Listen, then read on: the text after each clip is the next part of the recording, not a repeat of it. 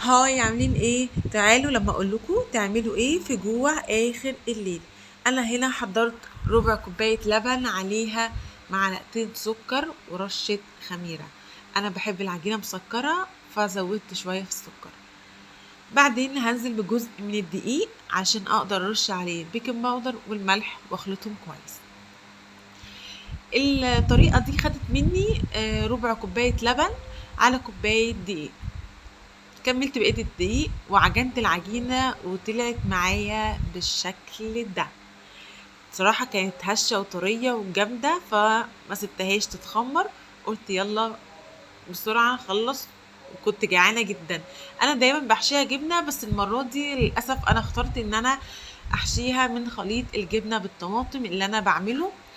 طبعا كنت حاطه طماطم وحاطه زيت، ودي كانت الغلطه. الطماطم اول ما حست بالسخونيه اكيد هتنزل ميتها، كمان الزيت هيخلي العجينه تفك. فالكميه العجينه اللي انا عملتها طلعت لي 3 ساندوتشات دول. وهنا قررت ان انا اسويهم برضو، مش هسيبها تتخمر.